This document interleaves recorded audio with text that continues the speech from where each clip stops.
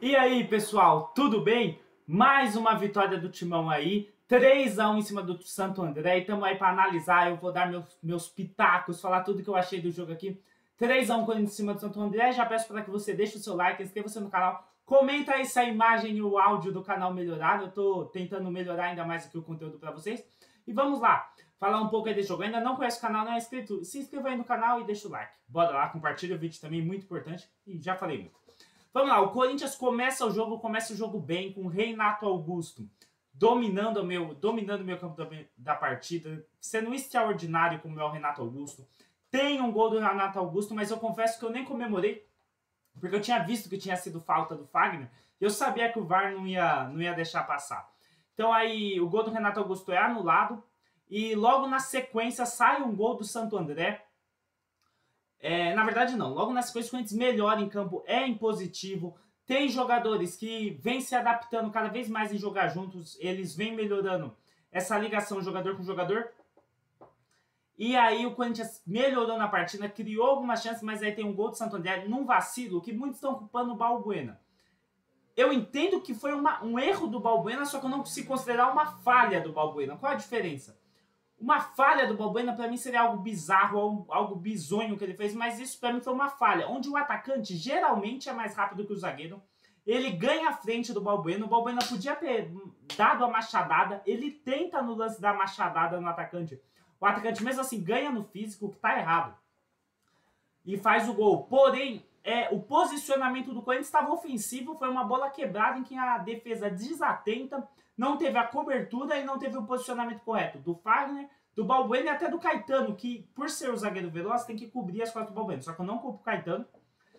Para mim esse gol é 75% de culpa do Balbuena, 10% de alguém que deixou a bola bater lá na frente, 15% do Fagner, tá certa a conta. Mas então o Corinthians, após esse lance, ainda tenta ir para cima do Santo André, e aí o Renato Augusto se lesiona. E aí está o grande problema do Corinthians. Renato Augusto sai de campo machucado, espero que não seja nada grave, porque o Corinthians depende de Renato Augusto, e o que aconteceu no decorrer do jogo demonstra isso. Por quê? Após a saída do Renato Augusto, enquanto ele estava fora e o Paulinho não tinha entrado ainda, o Corinthians faz o gol do empate, e uma bela jogada do Matheus Araújo, que triangula com o Roger Guedes, limpa o zagueiro e toca atrás para o Yuri Alberto, jogador joia da base do Corinthians aí, que eu acho, já vou dar minha opinião sobre o Matheus Araújo. É um bom jogador, mas é um jogador comum. Não vai ser um extremo craque, não vai ser gigante, como vai ser o Pedro. Porque o Pedro é cracaço de bola, mas já eu falo do Pedro 06. Pedrinho 06. Gol do Yuri Alberto, quando empata logo no primeiro tempo. E aí sim, entra o Paulinho no lugar do Renato Augusto, após a volta do jogo. E aí, pra mim, no momento que sai o Renato Augusto, o Corinthians sofre bastante. O Corinthians deixa de criar, deixa de ser ofensivo como estava sendo, deixa de controlar o jogo como vinha controlando, não consegue mais achar os espaços e acaba o primeiro tempo, começa o segundo tempo, eu acho que os 5, 3, 4 primeiros minutos de jogo, o Corinthians ainda meio perdido, até que se foi se encaixando o Paulinho na movimentação, o Roger Guedes na movimentação, e aí o Corinthians, numa jogada que sai dos pés do Fagner, assim como sai o segundo gol, o segundo gol passa pelo pé do Fagner, mas o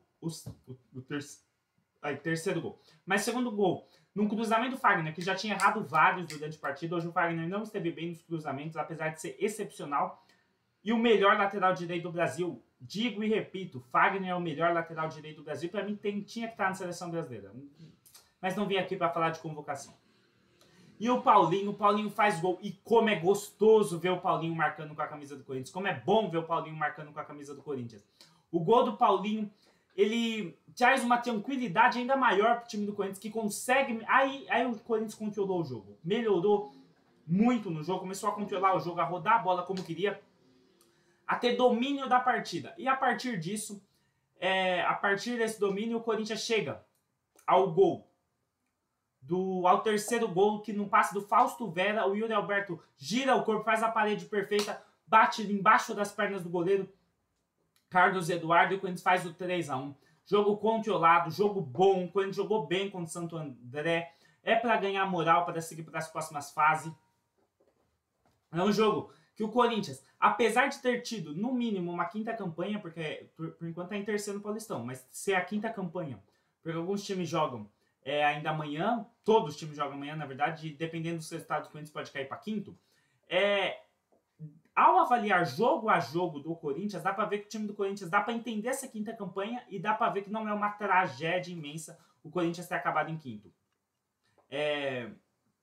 O Corinthians evoluiu no Campeonato Paulista, o Corinthians melhorou jogo a jogo nesse campeonato e para mim vem forte para a fase de mata-mata e é isso que é importante, o Corinthians vem forte na fase de mata-mata. O que mais para destacar? Entrou o Maicon e Duqueiroz, que entraram bem, o Maicon entrou bem, fez um bom jogo o Maicon, o Duqueiroz na lateral direito substituindo o Fagner, fez um feijão com arroz ali, apesar de eu não gostar, fez um feijão com arroz, o Romero entrou, não agregou muito ao time, eu sinto o Romero ainda nervoso, o Romero precisa de um gol para acalmar os ânimos, e teve a chance do gol, e aí eu quero falar dele.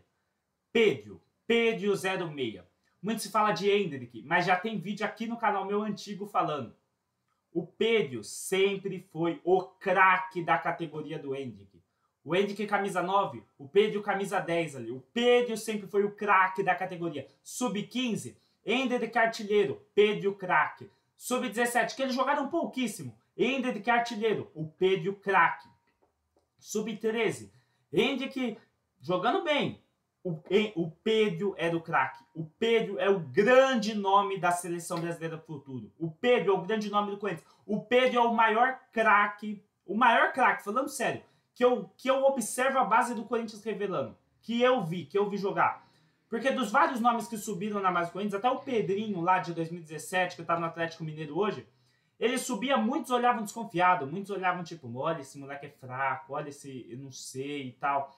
Como vários outros que subiram no Corinthians e deram errado, ou viraram jogadores ok, mas o Pedro não. O Pedro é um grande diferencial dessa base do Corinthians. Talvez eu esteja sendo muito otimista, mas eu aposto muito no Pedro 06.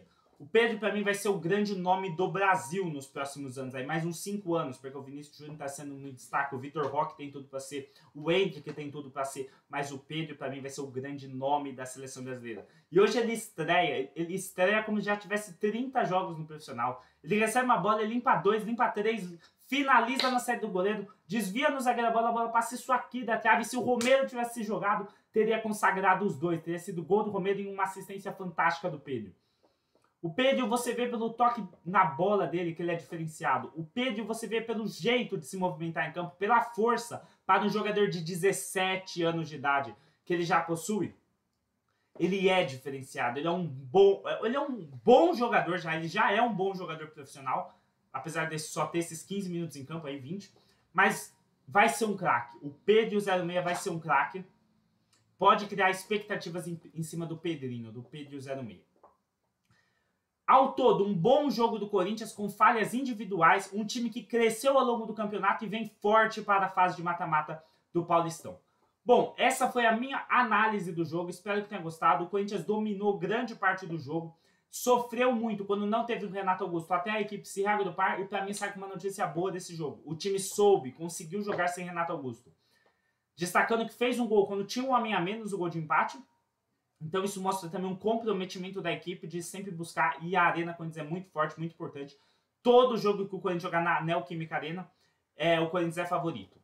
Muito obrigado por ter assistido o vídeo até aqui. Deixa o seu like, inscreva-se no canal e compartilhe o vídeo, por favor. Lembrando que faltam 7 membros, a cada 10 membros que o canal conseguir, vou dar para um dos membros aí. Vou sortear um dos membros para ganhar um Pix de R$50. Então seja membro do canal por apenas R$2, confira o plano aí. Muito obrigado por ter assistido o vídeo até aqui. Um beijo, um queijo, caranguejo. Tamo junto e vai, Corinthians!